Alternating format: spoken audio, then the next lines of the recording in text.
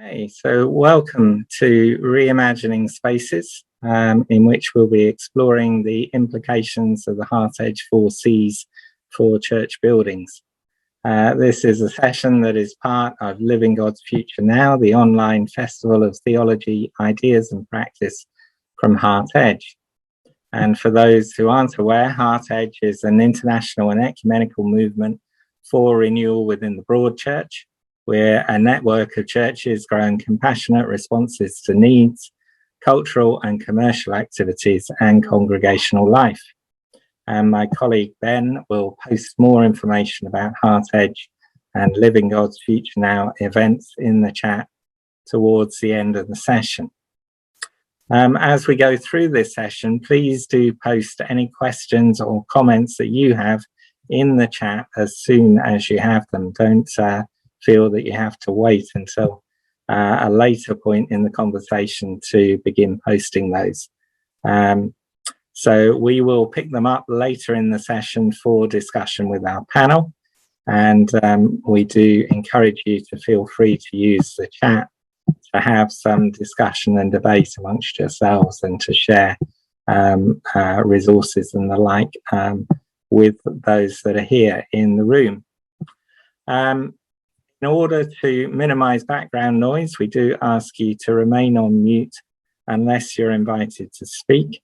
And that will also enhance the quality of the recording that we're making of the session and enable it to be a benefit to others afterwards. So that's all that needs to be said by way of introductory notices. So for this session, we are thrilled to have input from Phillip Dawson, who's a consultant for FBM Architects, Kathryn Harris of Nick Cox Architects, and Nigel Walter, who is the founding director of Archangel. It's tremendous to have all of you with us. Phillip is also a member of the HeartEdge steering group and an ordinand at St. Augustine's College of Theology. Kathryn is cathedral architect for Birmingham Cathedral and the church architect for St. Martin in the Fields and sits on the London Diocese Advisory Committee. And Nigel is a specialist conservation architect, a member of the Church Buildings Council. He's set up the Church Build website. We can put a link to that in the chat. And he's co-author of Buildings for Mission. So it's tremendous to welcome all three of you here this evening, and we're looking forward to the conversation that we will have together. We are hoping that the Reverend Robert Thompson from St. James, West Hampstead will also be able to join us, but he's not currently with us at the moment. In this session, we're planning to cover vision and practicalities in particular, but we're going to begin our conversation with introductions from each of our panelists based on their experience. So, Phillip, perhaps we could begin with yourself.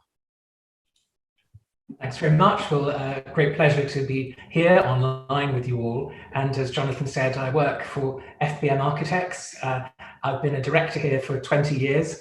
I'm also an ordinand, which means I'm a trainee priest in the Church of England.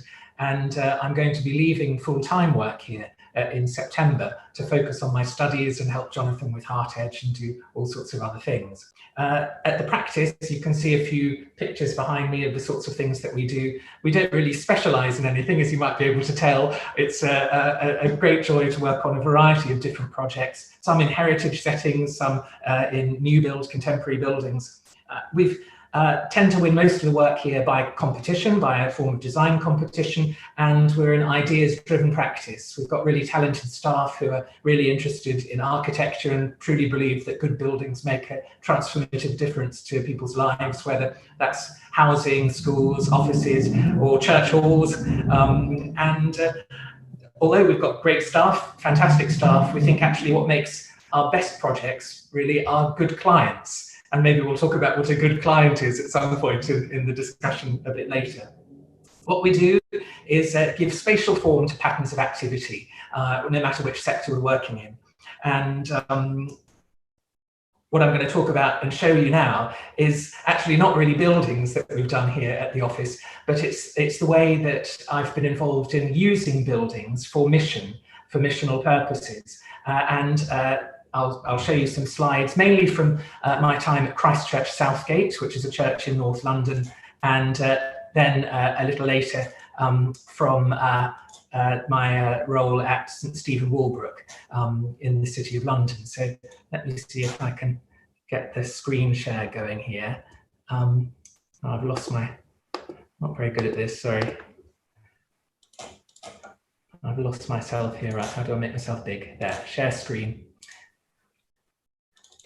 Right, hopefully you can see a picture there. Yeah. So this is Christ Church Southgate, the church where I was church warden for many, many years. It's a fantastic Gilbert Scott building, Victorian building, just next to the Walker Cricket Ground. And you can see the sort of arrangement inside, be familiar to many of you, I expect. Fixed pews. One of the great joys is the Lady Chapel.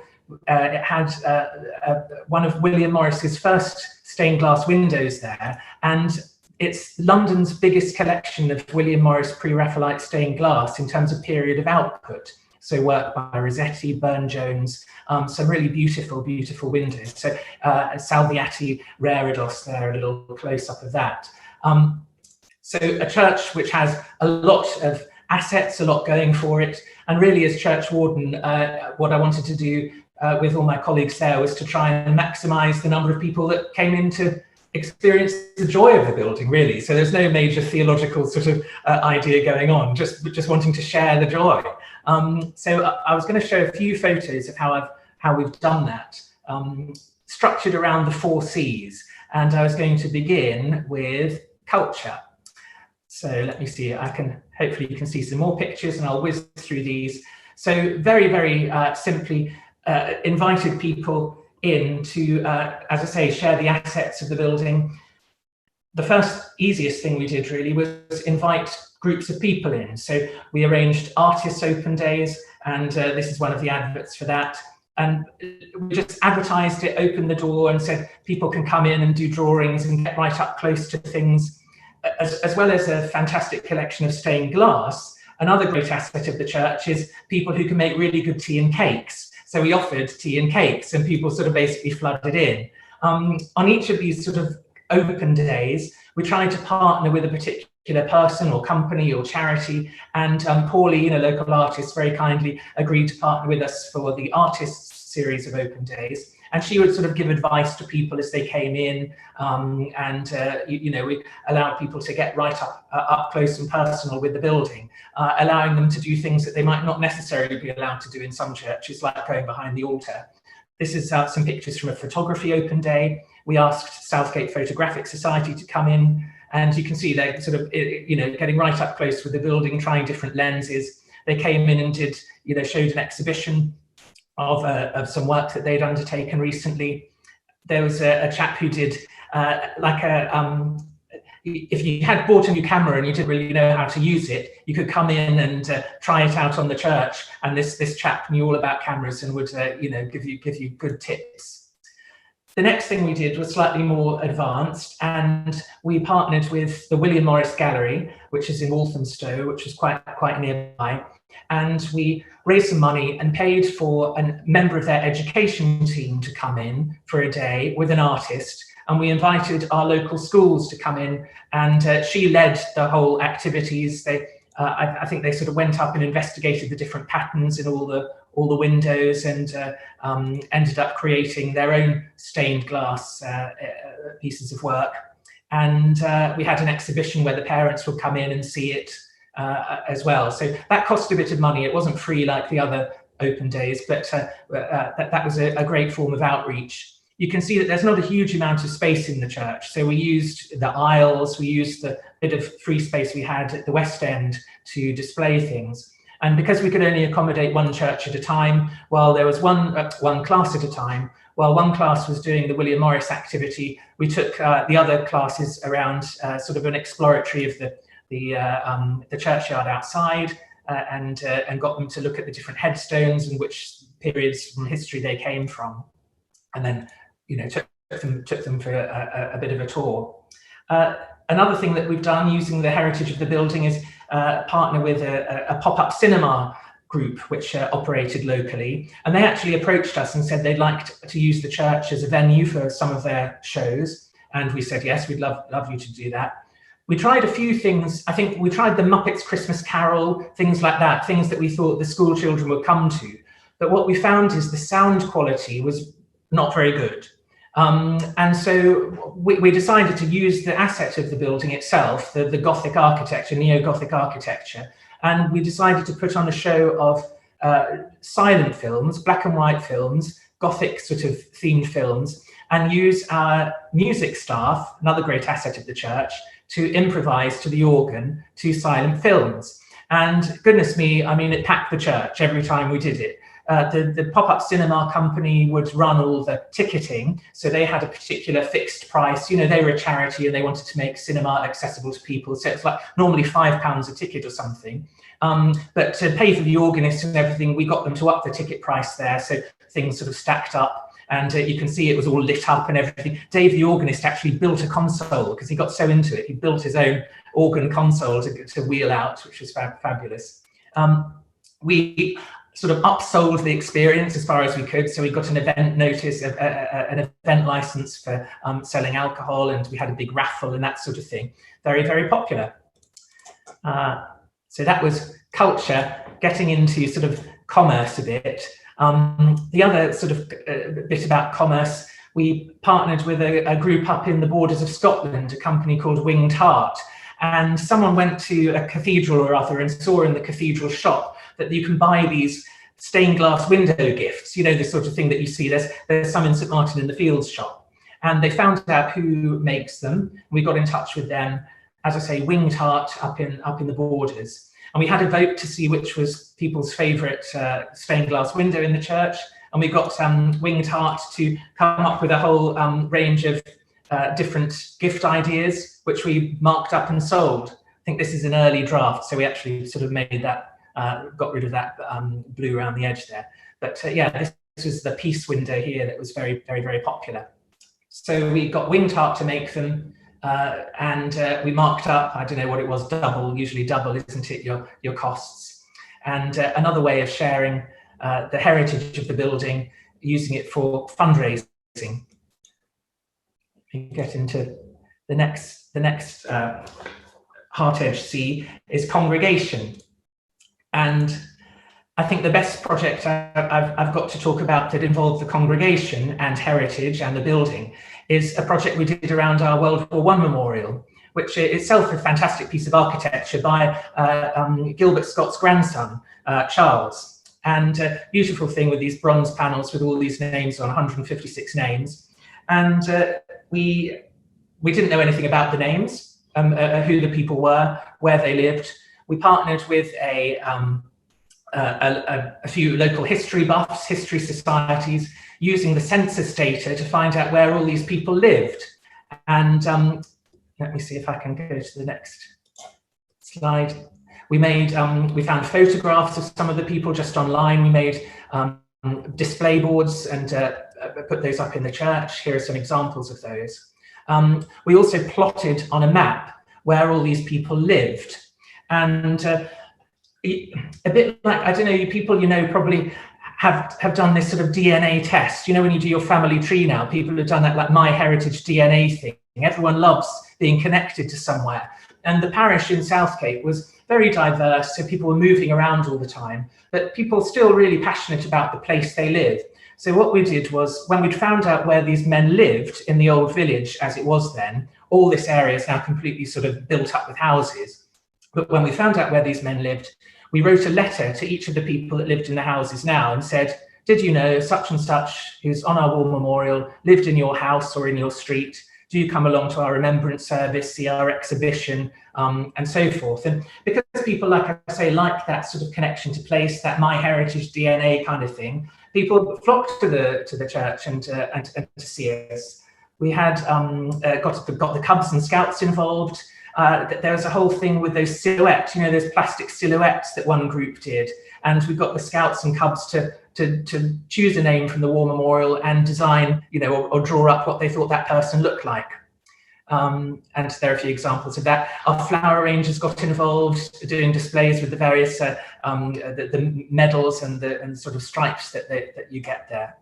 So I think that was a really good way of involving the congregation, involving the community, and using the building as an asset to reach out to people in that way. And then Thank finally, you, Philip. I've waffled on, but yeah, sorry, there's one more. All right. Policy was compassion, and I won't show you any slides because I've spoken too much. But the sort of good story about compassion that I wanted to talk about was Eco Church, and I think that was a really good way of linking the building and our compassionate response to creation and our care of creation. Tremendous, Philip. I'm sure we'll be able to come back to Eco Church later in the conversation, but you've kicked us off with a whole range of fascinating examples and ideas, so thank you very much for that. Let's go to Kathryn next, and then to Nigel. Hi, thank you. My work really does focus on heritage exclusively. So I work on a variety of secular projects and ecclesiastical projects. They range from everything from a holiday let on the Blythe Estuary in an area of outstanding natural beauty to Birmingham Cathedral, St Albans Cathedral. We reconstructed the St Amphibolus Shrine that's at the extreme end of heritage. But then I've also, dealt with feasibility studies for churches. I suppose where I'm coming from and why I've been invited to join this conversation today is that I started off at St Martin's as a congregation member. Sam, the vicar, invited me to become a member of the PCC. That led to me joining the Fabric and Fine Arts Committee as a volunteer, advising them on architecture and their general buildings. They've got quite a few across the site. And then I became the church architect there and actually joined the Building Futures project. So that project is still in progress. And St Martin's are looking at how they can sustain their buildings in perpetuity. So that means looking at how expensive their buildings are, and we did an enormous exercise trying to work out exactly how much it costs to maintain St Martin in the Fields, and then trying to draw the community in, so saying, look, what do you actually need? What's the building not doing for you? You had this amazing project 10 years ago to do the Renewal Project, which I imagine everyone is familiar with, but Eri Paré architects came in and created a whole suite of rooms underneath the church path at St Martin in the Fields.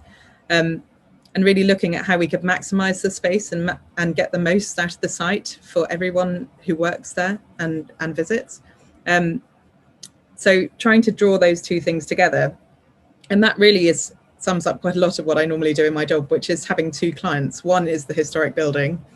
One is the client themselves and the people in the community who use that site, and trying to find a way to mesh those two things together, because obviously historic buildings are not necessarily set up for 21st century needs. So I suppose I have one foot in the camp of saying this building is really precious, what can we do to maintain it and protect it? And the other one saying, well, look, people need to use these buildings, otherwise they become completely redundant. The work I'm doing at the moment is Building Futures, but I'm also working on the conservation of the Edward Burne-Jones windows in Birmingham Cathedral. I'm working on the Blenheim Palace World Heritage Plan. I'm working on the Birmingham Cathedral Conservation Management Plan.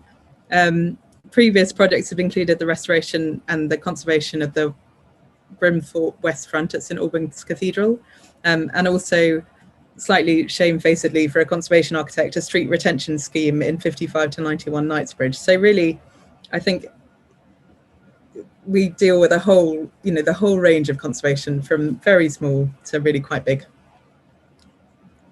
Thank you, Jonathan.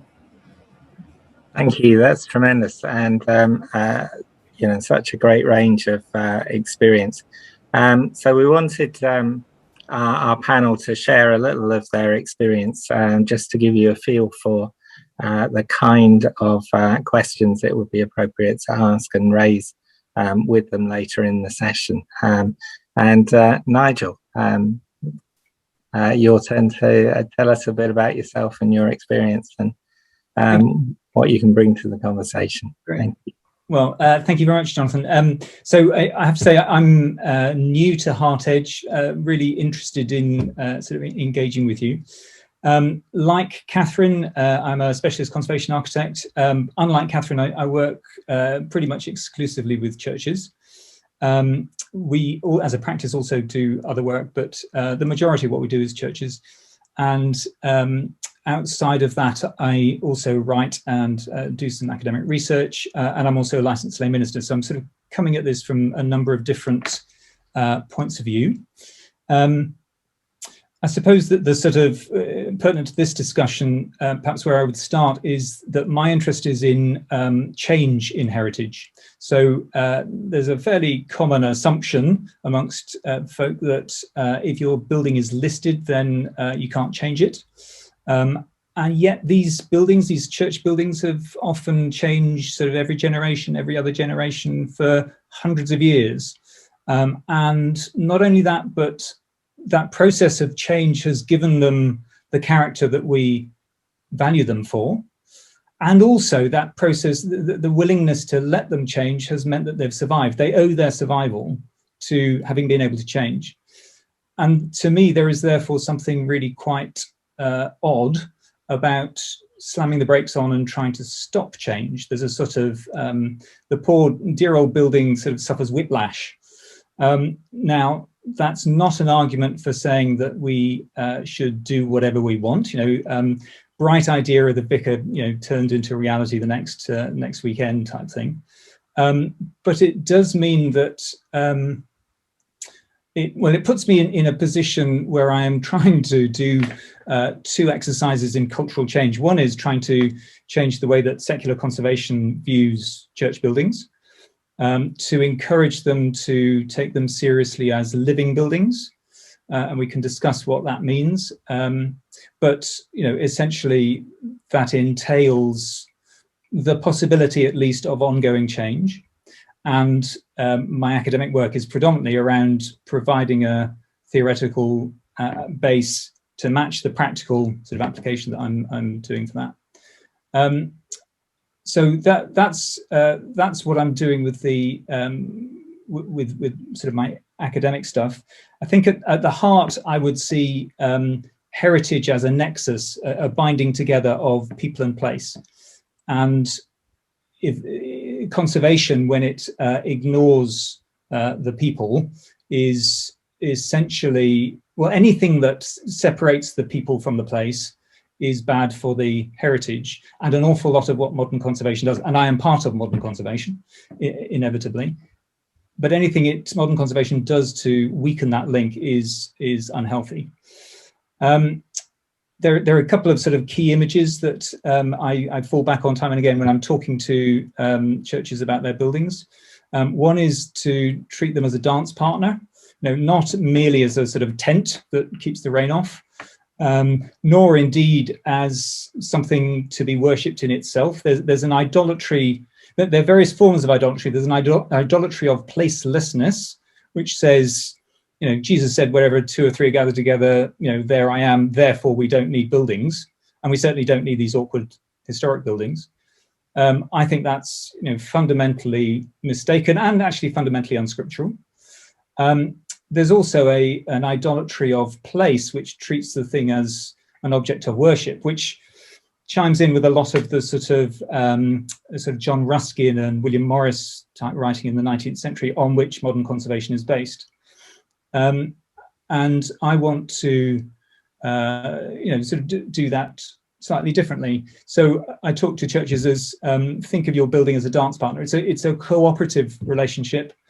The building is not only, it's not a dumb object, it's a mobile and living thing. And if you are unresponsive to it, just like if you're unresponsive to your dance partner, you will both fall over, and that will hurt, and that's a shame. So in a sense, I see my professional and academic life as being helping churches not fall over in that sense. The other sort of key image that I would use is of a church building as an ongoing narrative. And again, particularly Anglican church buildings being, you know, rooted in the center of their communities and historically being, you know, the property of everybody. to treat a church building as an ongoing narrative. So it's something that's intergenerational. So it goes back through time. It's a manifestation of the communion of saints. So and indeed, it records the communion of saints in some of its memorials. Albeit that's not everybody. It's a partial recording, but that there's something very moving about that often. It's communal. It gathers people together in the present generation. I think there is something almost mystical, I hesitate to use that word, but about the power of a building to form community. And it's ongoing, i.e. it leaves plot lines open for the future. So if you think of a novel that's been an incomplete novel that has 8 chapters, and our task is to write the 9th chapter in this generation, when, for example, we're doing a reordering or an extension or whatever it may be, then we in order to write that chapter well and end up with a coherent narrative, we've got to understand chapters 1 to 8 as best as we possibly can. You've still got to do the history. In fact, you've got to do the history even more. You've got to be creative in the present generation, and you've got to think forward with a bit of humility to think ours is not going to be the last chapter, and we need to leave some plot lines open for the future. And I find that a helpful entry point for a lot of people who've been trained to regard a church building, particularly a historic one, as a terribly complicated technical thing that they're completely unqualified to have a say on. And everybody needs to be having a say and a stake in their church building. So that's where I'm coming from, and I'm looking forward to a fruitful discussion. Absolutely. Thank you so much for that, Nigel. So we're going to try and dig a little deeper into developing a vision for a building, first of all. And Nigel, I'm going to stay with you for your thoughts on how a vision for a building can be grounded by biblical understandings of buildings. Okay, so first thing I would want to step back. One of the real privileges of the work that I do, I see a lot of different churches, and as a result of doing that, my churchmanship has broadened very much, and it's just absolute delight. I love it. I'm coming initially from an evangelical background, and I'm, I would still use that label of myself because I want to take Scripture really seriously, and it grieves me to see the way that Scripture can be used to justify a detachment and a sort of disembodiment, and if you like, a disenchantment, a move away from a detachment from the physical creation, including buildings. So detachment from the physical world and from culture. And I think that is deeply, deeply mistaken, but also actually deeply unscriptural. It's not what I see Jesus doing. When he talks about, for example, when he talks to the woman at the well in John 4, the woman is talking about, the woman is playing for time when she says, you worship in Jerusalem, we worship on the mountain, kind of happy days kind of thing. And Jesus is pushing her. When he says a day is coming when you'll neither worship in Jerusalem nor on the mountain, that does not mean that place does not matter, because clearly place mattered to Jesus. He went back time and time and time and time again to the temple, and he wept over it for seeing its destruction. The disciples, the apostles, Peter uses Solomon's portico to speak to the crowds. The church continues to meet in Solomon's portico. In a sense, that's their address. That's where they can be found later on in Acts. So I really don't buy the detachment from place. And I would say that is much more to do with modernity and a whole lot of certainly sub-Christian, anti-Christian, I would suggest, philosophy that's sort of been smuggled in. So there's a sort of theological kind of heft in there that I would want to get involved with. Does that give you enough to go on, Jonathan? That's really helpful. Thank you very much for that. So turning to the others, in terms of from your practical experience of working on a whole series of projects, I wonder where you see vision best developing. Is it about starting with the building and the issues with the building, or is it about having an idea for a particular project and seeing how that can function within the building? Kathryn, what would you say about the starting point for vision for a building? I suppose there are a few different ways of coming at that. Quite often the criteria now, rather sadly, is set by funders. So if you're coming at a large project, say that you're hoping the lottery will fund, the Heritage Fund, you're going to have to do a certain amount of engagement and activity planning alongside your conservation works. And it can't be specifically geared at faith activities. So quite often the funders are setting the agenda before you've even started thinking about a project. So that's the first thing. The second thing is that quite often your building's setting an agenda for you, i.e. your roof might be leaking, or your tower is unstable, or your windows are buckling. You know, I think it would be nice to say, we want to be responsible custodians of this building and look after it well. But quite often the building is quite demanding and is telling you, you need to look after me right now. And then you're in the question, how can I fund it? See point number one. And you have to start looking at activities. But the third point I would make is that actually the most successful projects are one where a whole community has a really clear vision for what they need that building to do for them. And that might be anything. I mean, I worked with a church in South London where they have a language school for refugees in their crypt, and they run that alongside a nursery, alongside their choir. It works beautifully, and it gave a really clear vision for what they wanted their building to achieve, and it was a really successful project. Whereas actually the projects that I see floundering, and I think Nigel touched on this, are actually the ones where the community isn't involved, isn't behind the vision, and that's why trying to find a balance between those three things, the how you're going to fund it and what the funders will ask you to do if you need external money, how you're going to use that opportunity to do some maintenance on your building, because every 10 years your building is going to ask you to spend some fairly serious cash if it's a historic building. And thirdly, how you can really use that opportunity to benefit your community. So not looking at the maintenance side of things as this giant millstone around your neck, but actually it's an opportunity to engage with your community, find out, you know, how you can further the mission of the church by doing something a bit more exciting. You know, I think if you can manage to walk the tightrope between those three things, then actually that's when the really successful projects happen. But I would say that in my experience, those projects need to have a leader. So quite often there's someone on the client team who's driving that vision and drawing people in and engaging with the community. Because actually, if you're relying on someone, who's external to your community, it's never going to go as well. They don't know what you want. They'll respond much better if someone's in there drawing other people in and feeding that back to them.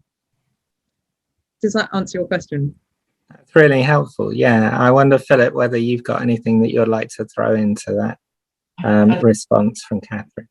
Yeah, Kathryn's touched on the issue of the particular needs that you might have in terms of repairs and that sort of thing, and also the wider need in terms of what the mission of the church happens to be. And I would say, as a practitioner and as an ordinand and a PCC member, that the use of the building, what the use we put it to, needs to be tied to the mission of the church, wherever that may be and whatever the context is.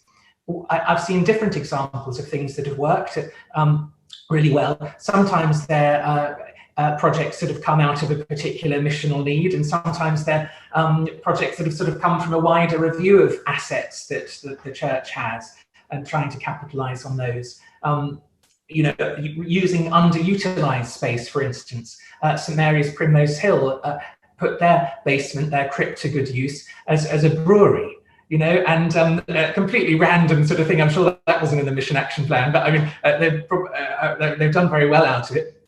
Great friend of mine in Southgate, Ed Turner, really passionate musician and very keen. He's got a very young church, lots of teenagers coming to the church, turned his basement into a recording studio. and managed to navigate all the approvals and the processes for that. Now, as an architect, normally we'd say, or we would say here, try and keep spaces flexible. Don't make a specialist space that might, not be in use or not meet your needs in the next 10 years or something. But actually both those, the brewery and the recording studio, have been hugely successful, generating money as well as improving the use of space. So I think, the main thing Kathryn said there, I think, is, enthusiasm and an effective leadership.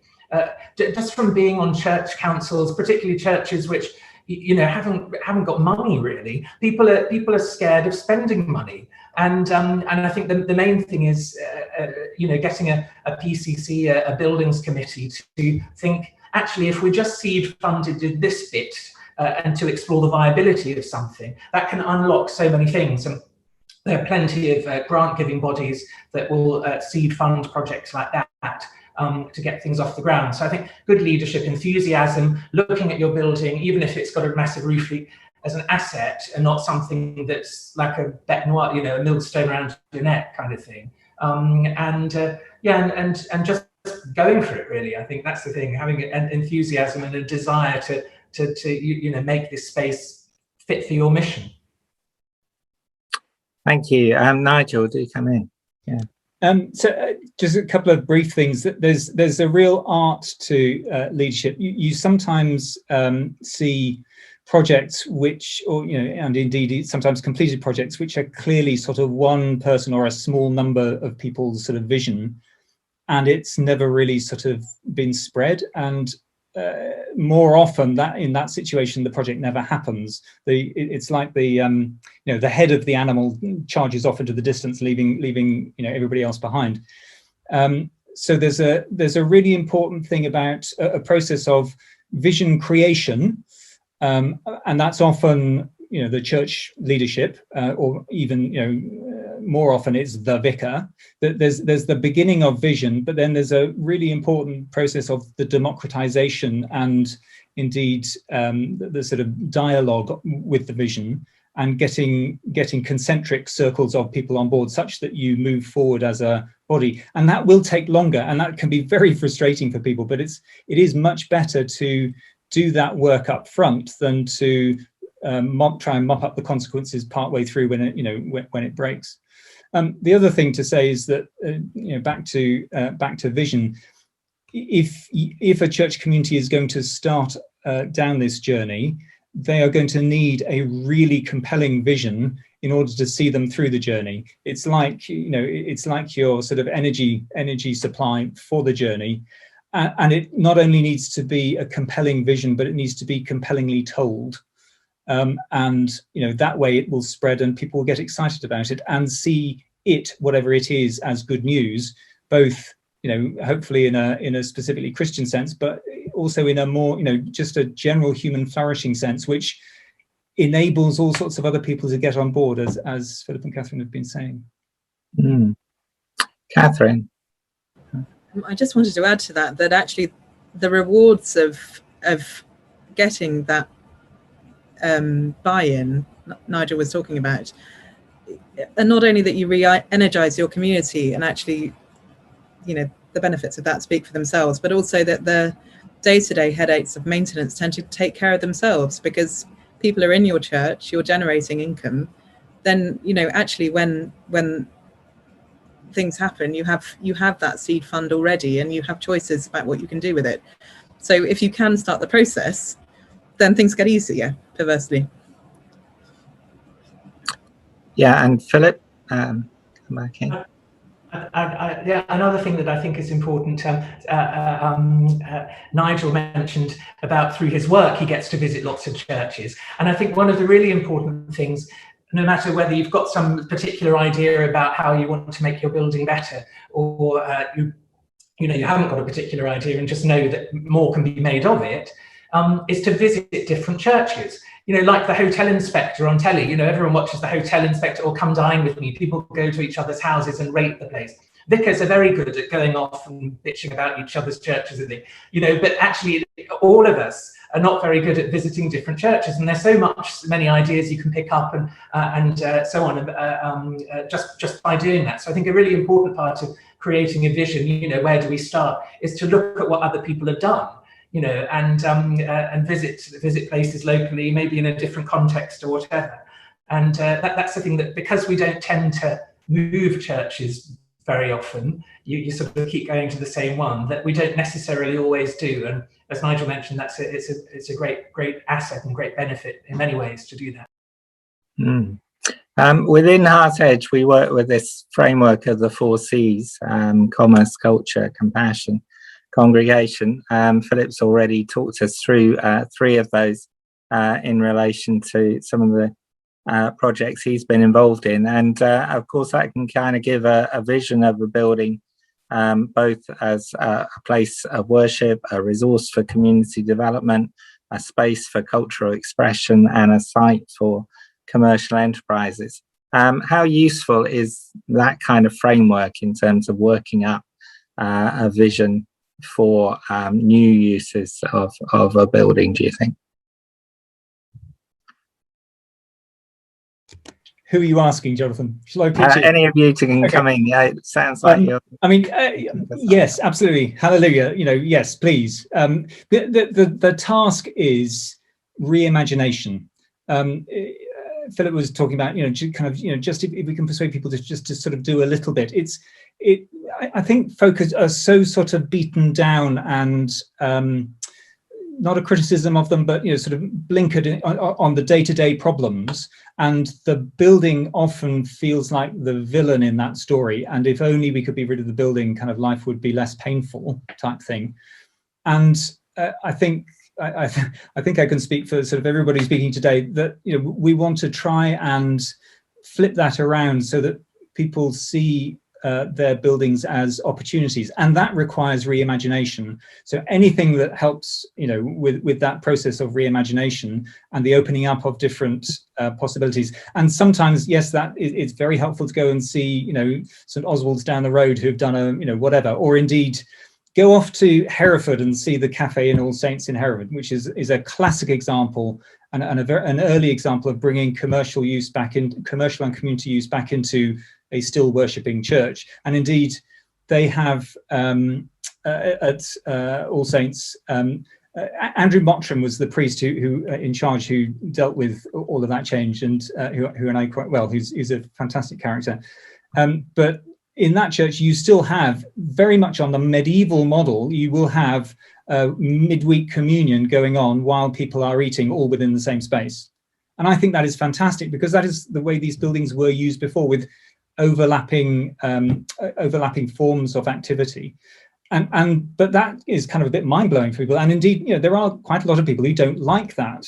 But the process of getting to grips with that and then opening up different possibilities for how we could use our space is the beginning of the journey. It's kind of that precious first step. Philip, thank you. I think it's the HeartEdge 4 C's are a great framework. It's about what the story of church is about, and it's framed in a HeartEdge way, but you can use those 4 words and put it in your own language if you like.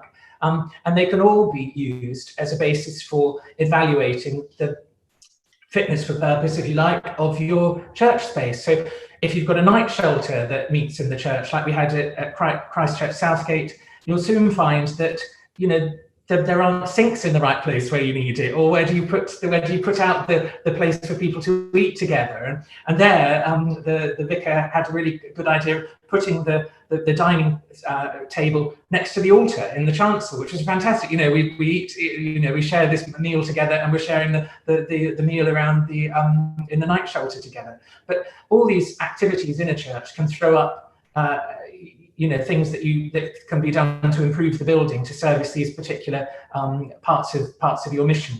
But I think they all overlap. So just getting people to focus on the war memorial, say, during that First World War remembrance 4 years that we had, it ended up, the building became part of people's stories. So it started off by getting the local heritage and history groups in to help us work out where these men lived. And as I say, you know, going out and writing letters to the people that lived in the houses there. And when we did this exhibition, we found that people from the congregation, people who lived around the church, were bringing in the medals that their grandfather got from the war and so on. You know, they started taking on, you know, they form part of this story. You know, very simple thing that whatever memorial, whatever you've got in the church, you could do the same sort of thing. We've got, you know, next year, is it the Platinum Jubilee? You know, it doesn't have to be a particular thing in your building even. It can be an event or something that people can come into the building. So it's a container for all these stories and sharing these stories. You know, more modern churches won't have these sorts of memorials in them. But there's all sorts of ways that you can take the 4 C's, compassion, commerce, culture, congregation, and use them to evaluate the building.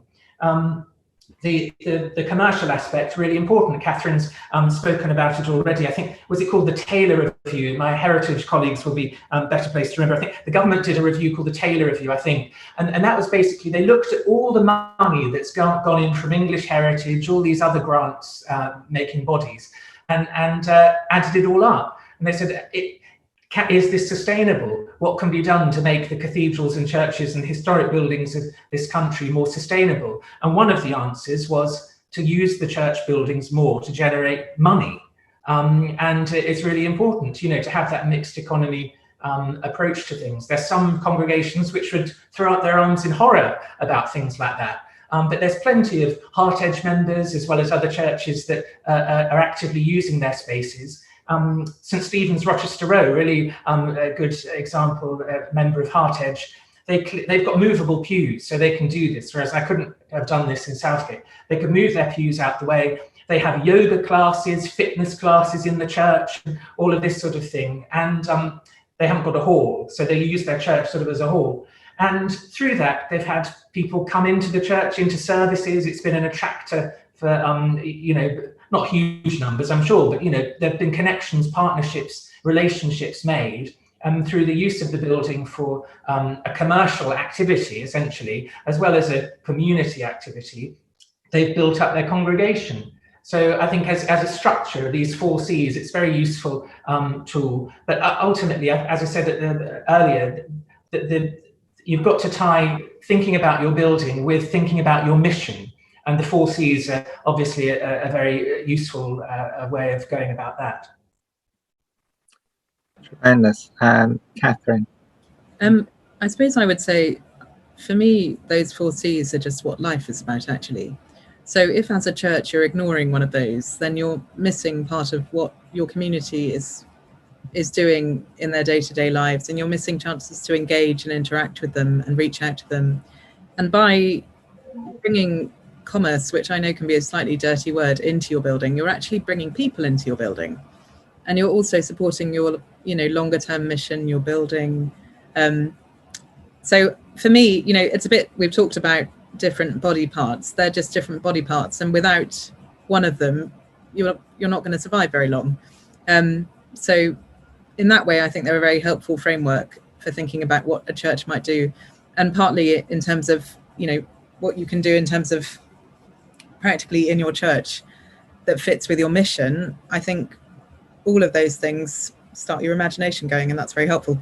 The other thing I would say is that actually, you know, we were talking about these buildings being millstones, but if you were a restaurant or a hotel, you know, you'd be incredibly lucky to have most of the churches in this country, and thinking about them, you know, not as an enormously expensive drain on the parish funds, but as a building, you know, that not only is fascinating, but people have a strong community connection to. Quite often, you know, they were married there or baptized there, their relatives are buried there. Having that connection to these buildings, I think sometimes that gets missed out of the conversation. And actually, they're a lot more than just a very expensive collection of difficult and, you know, tricky places to fit a loo in. They're something that people see and immediately have a visceral connection to historic buildings. And I think that's a real asset.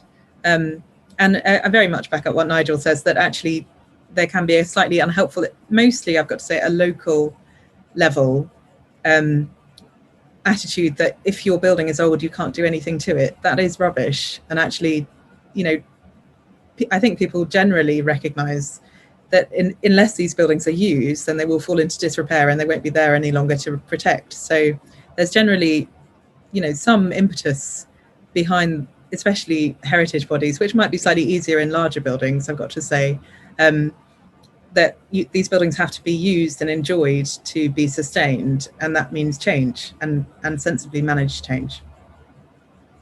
Thank you. We'll go to Nigel, and then we'll go to comments and questions from the chat. So Nigel, thank you. I just wanted to come back to the 4 Cs again. To me, we are in a process, whether it's a kind of 20-year or a 50-year process, not sure, where we're renegotiating the question of what a church is good for, what a church building is good for. And we're coming out of a stage where a church building was basically conceived as being good for the congregation C of the 4 Cs. And the beauty of the 4 Cs is that it opens up opens up and differentiates what you could call community. So you could think of it as 2 Cs, congregation and community, but the beauty of the 4 Cs structure is that it sort of picks that apart into some more detail. So it's part of that chain. To me, the usefulness of it is when it comes to buildings, is part of that reimagining of what a church is good for. Tremendous. So we've got some comments and questions that are in the chat, and 2 in particular that are about context and the importance of context, that build on I think what Nigel's just been saying about connections with communities as well. So if we go to Helen Flack, and perhaps if you can share your question, which is about 5 churches in North Essex, and about making connections with the community in those areas. Yeah, thank you. We have 5 churches. 2 of them are actually in the centre of the villages, but the other 3 are now quite remote. Over the years, those village communities have moved, new developments happened. Churches are now really very isolated. They're quite lovely buildings, but it's how to re-engage with people when they're really hidden away. A couple of them, you wouldn't know that they're right down little lanes on their own. And I'm just wondering if anybody has any thoughts about how to capitalise on that, because I'm sure in some way those situations could be an advantage, but they're also a disadvantage in things like running cafes and putting events on in the church, because we don't have footfall to them in the same way that maybe churches in the centre of a town or a village would have. Which of you would like to respond to that first? Thanks, Nigel. And please others chip in. So there are some really, really difficult situations, and I really do feel for you, Helen.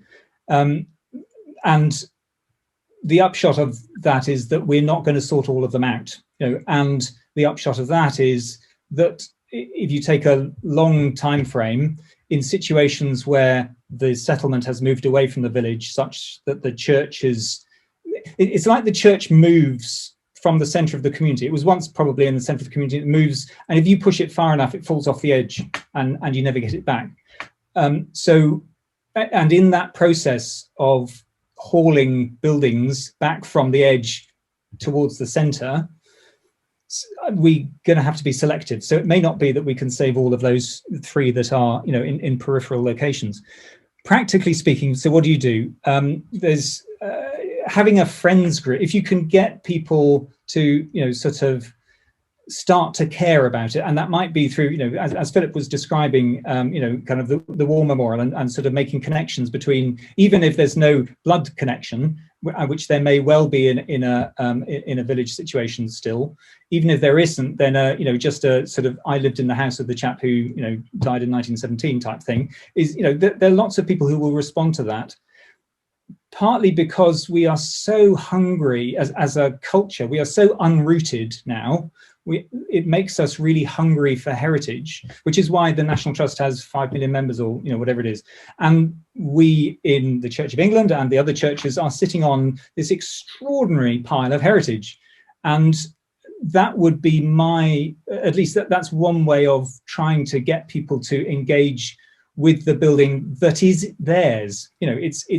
Because in the Anglican understanding anyway, the building belongs to the parish.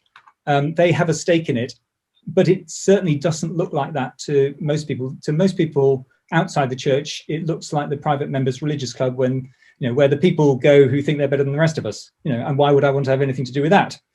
So there's a sort of threshold issue to overcome, but you do that by talking, I suppose.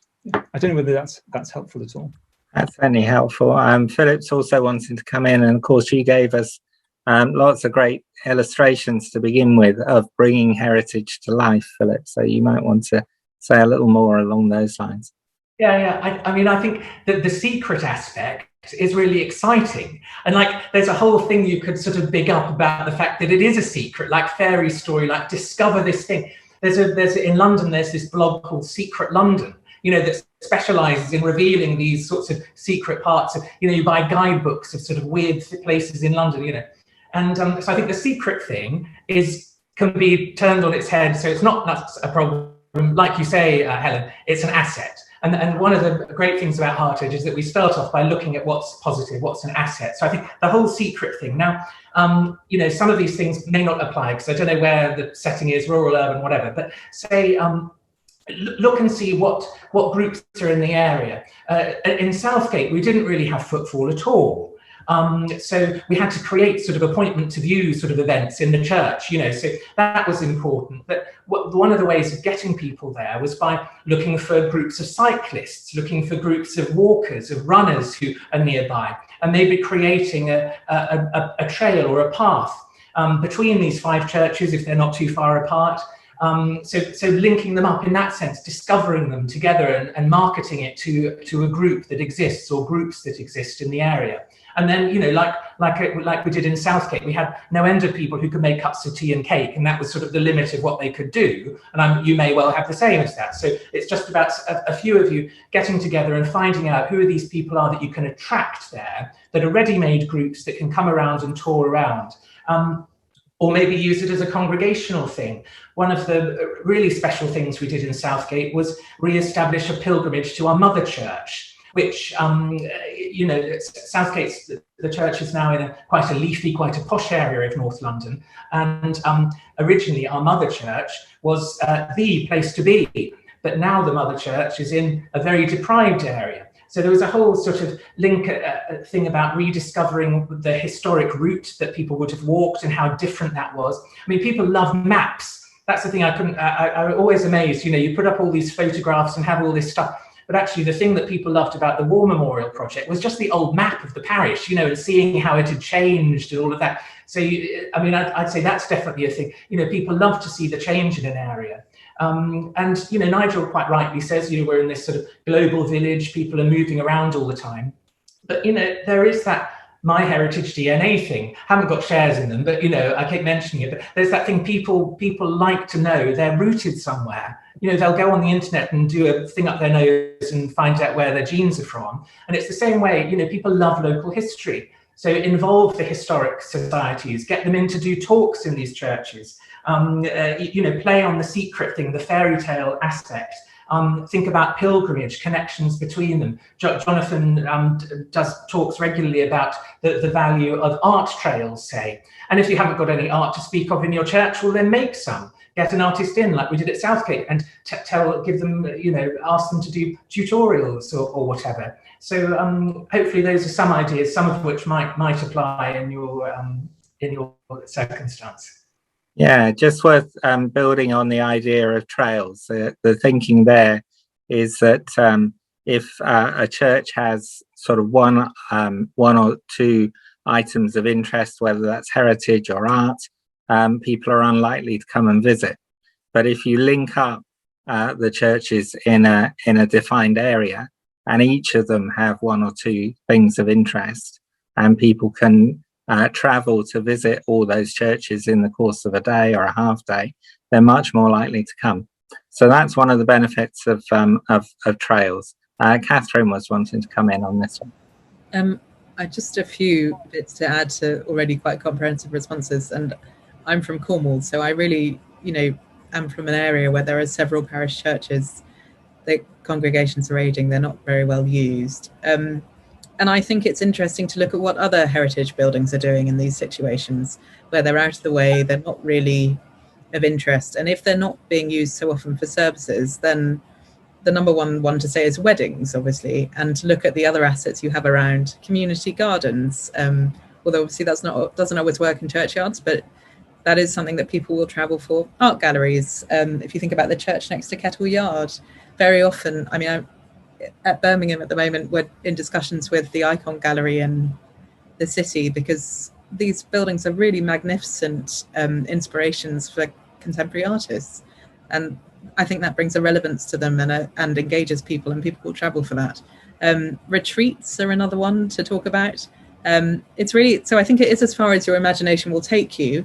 And then, as Nigel said, acknowledging that probably we can't save everyone. And if there is a church that's very special but really doesn't have a congregation anymore, there's always the Church's Conservation Trust, which is, has done various interesting things. I mean, in Bristol, which again, I take your point, all these things seem a lot easier in cities. They've used what I think it's St Paul's as a centre for acrobatics. So they've put in a sprung floor, they put in rings, and now it's in really regular use, and they have performance there. And again, that is in a city, but I don't necessarily see why an activity like that shouldn't work in the country as well. So that nicely takes us on to a question from Cassandra, which is about decommissioned city churches. So Cassandra, do you want to share your question?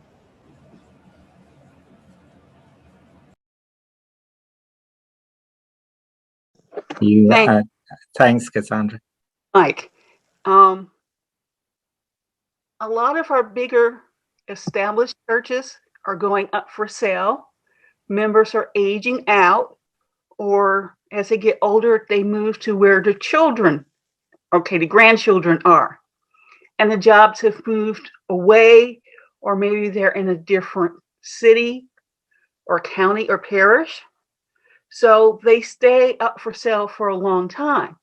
These smaller churches get new congregations of other faiths, or maybe they become a playhouse. But the bigger historic ones, they seem just to keep a sale sign outside for a long time. So, any ideals?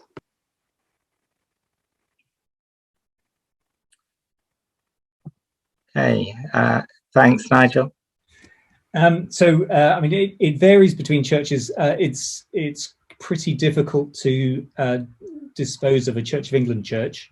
There's quite a substantial process to go through. Essentially, the more listed something is, the slower it will be to get rid of completely. So, there are all sorts of consequences to that. There are certainly some sort of good examples of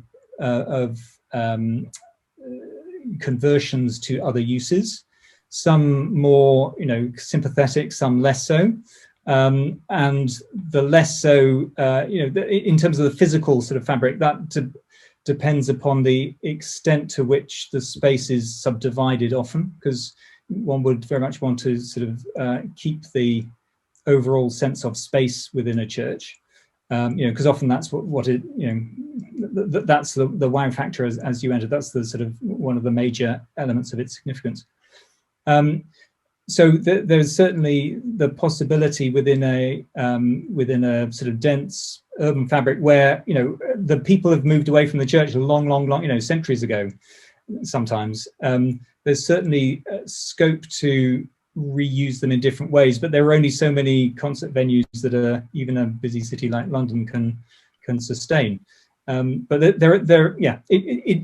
essentially it needs a dedicated and motivated group of people, champions, ambassadors, to do something coherent in order for many of these buildings to survive, because ultimately they're not going to be paid for by the state, as happens on the continent, in certainly France, Germany, etc. Okay, Philip, do come in on that one too. I think in terms of the spaces not being used, that the whole pandemic has created a lot of opportunities, and you just need sort of the oomph and the imagination to make the most of them.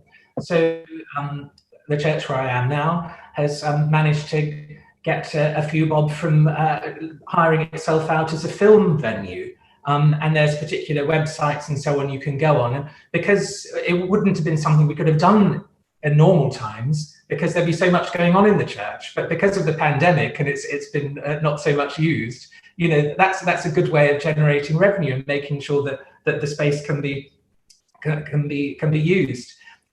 Thinking about the pandemic and people returning to work, I mean, it depends what your context is. So in this middle of the city of London now, we're surrounded at my church by lots of offices, most of which have been converted to this sort of hot desking approach. So architects and interior designers have been maximizing the number of people in a building by making sure that people share desks, hot desking. Now, what that means is often there's not a huge amount of space for people to congregate, and you can't sort of have big meetings with your team or whatever.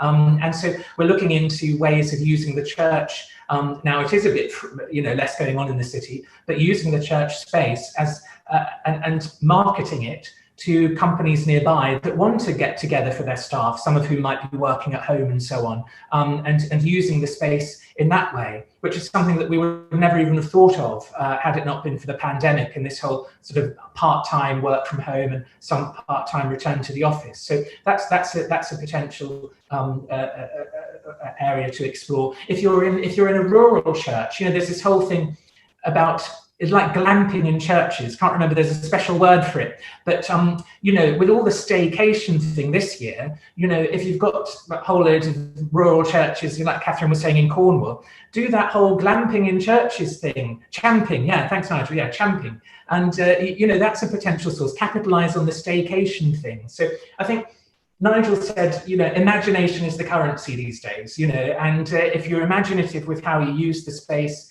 and you've got to know your market, you've got to know your, you know, do your survey of where you are, the context of where you are, but you've also got to know where the gaps are. You know, you need imagination to know where the gaps are. So don't just copy what someone else has done, see where are things going? What are the trends? How are people living their lives now? What can we offer? That's, you know, obviously part of the mission of the church. You don't want it to be some random thing. But, you know, I think there are a lot of opportunities now, particularly post-pandemic or coming to the end of the pandemic, hopefully, and this sort of new way of living our lives. You know, if more people are, lots of residential areas in suburban churches completely dead in the day, with people commuting into the city and whatever. Actually, more working from home changes the context of your church, if you're in that position, dramatically. You know, there are people there at home, and it's, you know, I think it's just a question of, you know, adapting to context, looking for gaps where you are, and tailoring what you can offer as a church. Doing things in partnership as well is essential. So all of the examples of the little projects that I've shown were done in the context of most of us working full time, and the ones that don't work time being retired and busy, because when you retire, you're really busy. So they didn't have any time either. So it meant finding partners who could do most of the doing for us. And what we did was do what we can, offer tea and cake and a space and all the rest of it, and be nice to people, you know, welcome people, and that's what we did best. So I think partnership is a good thing. But look for the, you know, like any business, look for the gaps in the market, look for the trends, you know, where things are happening. And I think there's lots of that thinking outside the box that you can do just by thinking about your own position and how your life has changed over the past 18 months and how you're engaging with the place you are. Thank you. Now, we talked quite a bit about art in various ways, and Martin Little has a question about the challenges of showing art within a historic building. So Martin, would you like to unmute and just share your question?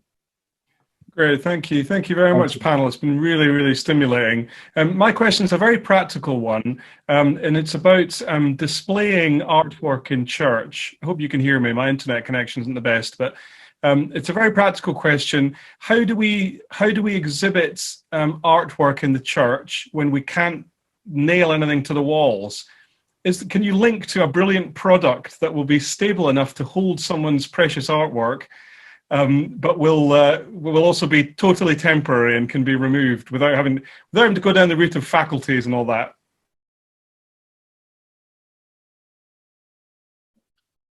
Okay, who would like to pick that one up? Kathryn, thank you. I would say think about frameworks and not nailing it to the wall, but nailing it somewhere else and something that you can put up and take down and take away. And then I would also say that quite often you can nail something to the wall if you get your architect involved and your archdeacon, and it may not be that precious. And it's definitely worth asking before you do anything else. But we've got around it before by creating, you know, pop-up boards and things. So perhaps the exhibition sits in the middle of the tower at the back, or I would think around the wall, basically. And I think it's worth working out how significant your wall is, because quite often, especially if you have regular artwork, you might set something up that's, say, in a very practical sense, a wire with drop-down chains that you can hang different art at different times, different levels, and you just need to get one faculty for the wire system, stays there all the time, and then you can hang different art there if you really do want to use your walls. Yeah. I would, Nigel, yeah. I very much agree that, because there are lots of display board systems that you could invest in, but they're not cheap. They often have very heavy bases, and you are going to have to think about where you're going to put it when it's not in use. And it will, quite possibly deteriorate when it's not in use because people will sort of kick it around or whatever. So something that is more effortless, as Kathryn describes, would be much preferable. And yes, it comes back to the, don't assume you can't change the building just because it's old. Now, it might be, there might be concern that there's a fantastic St. Christopher medieval wall painting, behind that bit of white painted plaster, which is possible, but, that should be reasonably discoverable before people do start knocking holes in things. Just one example. I don't know whether you're anywhere near Cambridge. Michael House is a cafe in a church. Same people actually run it as run the All Saints one in Hereford. So in the Michael House cafe, they do artwork displays on a regular basis around the walls. I'm pretty sure it is sort of permanently fixed in place. So that might be one to have a look at. It's just one solution. Yeah. Excellent, thank you. Let's go to Karen Marshall next, who's got a question about how we get buy-in once we've got our ideas. Karen, are you able to unmute? Yes, I am. Thank you very much.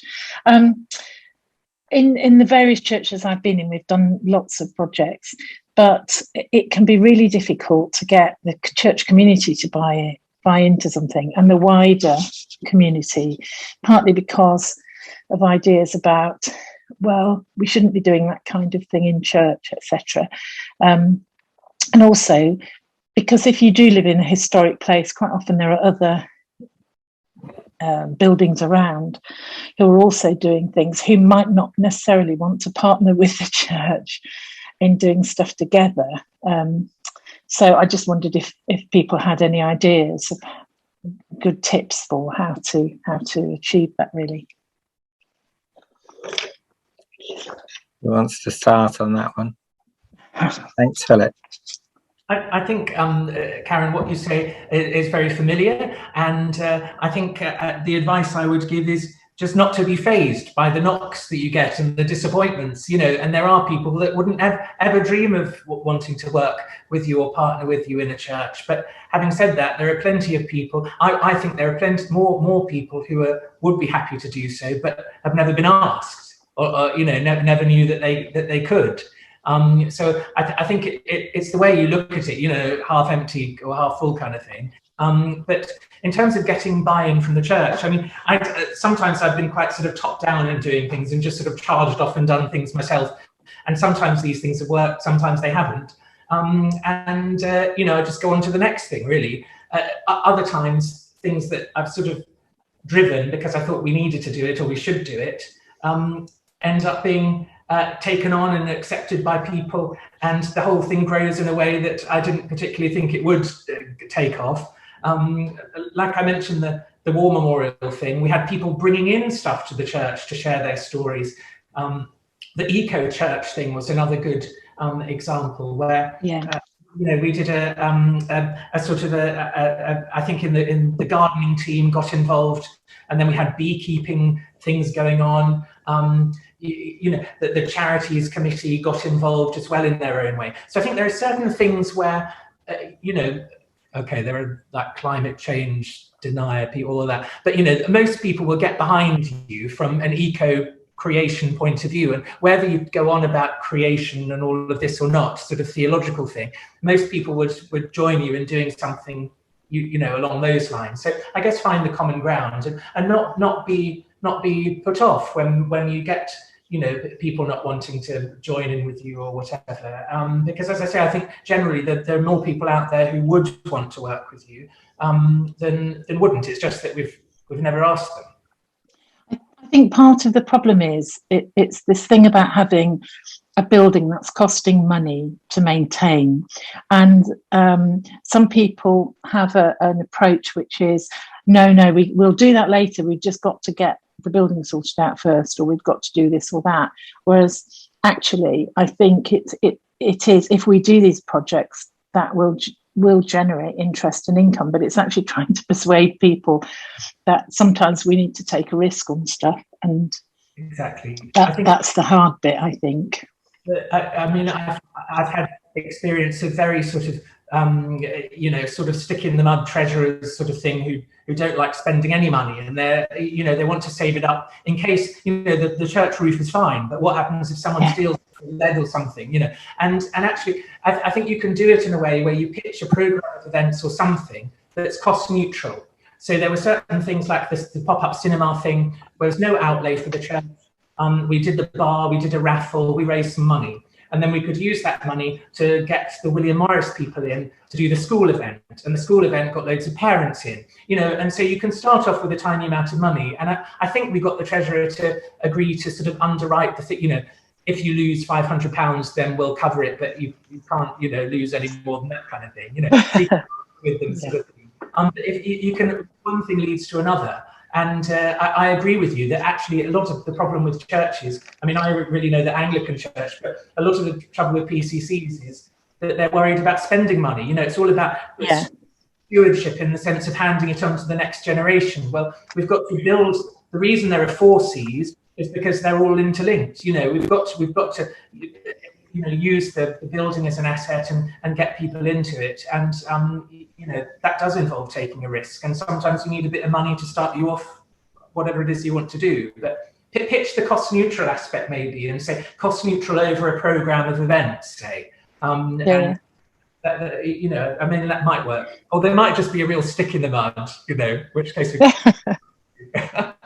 Nigel, you've written, I think, about one of the issues in terms of getting buy-in being about people viewing the building itself as a kind of haven of stability in a confusing world. Do you have any strategies for addressing that kind of perception of the building? So I suppose 2 things. One, there's a genuine pastoral thing, you know, where we need to be jolly careful, because whether we think it's a good idea or not, you know, there are lots of people whose response to a confusing world, where there is too much change, is to identify the church as somewhere that won't change. At least the church won't change. And then, bright church warden comes along and says, let's change the church. And, people sort of, spike his coffee after the service or whatever. So there's a genuine pastoral thing, but there's also, there is a common assumption, because generally speaking, as a species, we are hugely lacking in imagination. We assume that if we can't remember things having been different, then they've always been the same.